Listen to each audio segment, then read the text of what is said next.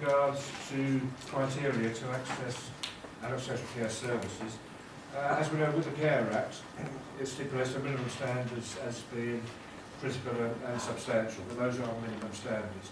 For instance, next door in Keswick and Chelsea, they've decided to have the criteria to keep it at the moderate needs, because they don't want people to fall through the gaps, and they say that eventually that will be cost effective.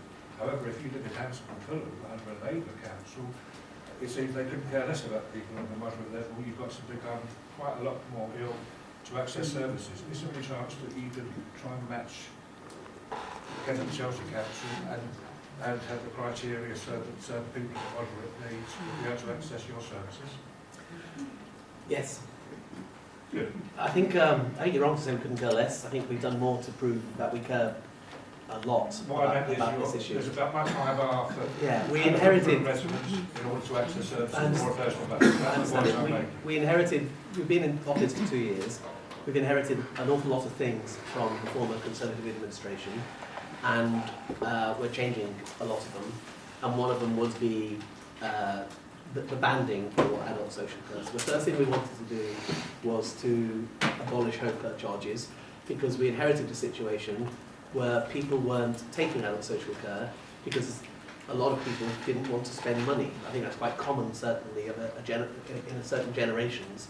People want to save money and maybe make sure that there's plenty of money passed on after they go. But that meant that where people should have been taking much longer levels of adult social care, they weren't. And so we abolished it because we saw it as a tax on disability and illness.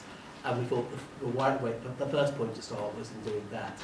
The second hurdle is to find the money to extend who gets adult social care. We are working on that as an objective, and that is in our manifesto.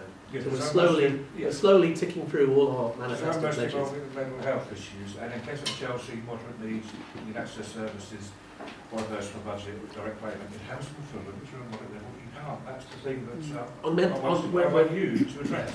And I just said so, yes. I just said I would. And in terms of other types of care, we are operating on a moderate band.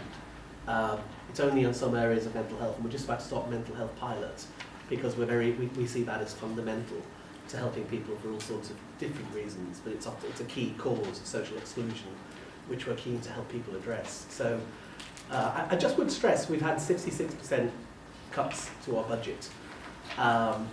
And that's a staggering amount of money.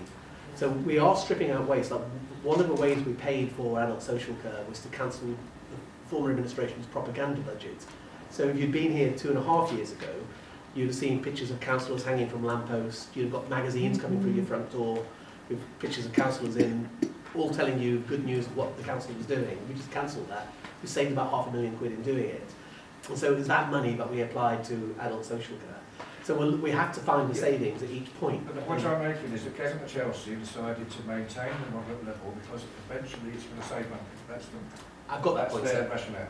I've got that point. I'm just explaining why not everything can happen, on the first day in office. We're having to strip out the money in order to make these investments, but we see them as important. And as I said, we are looking to make those investments as our administration progresses. I've got a number of questions, so I can thank you. So I've got Harold and there's two ladies here.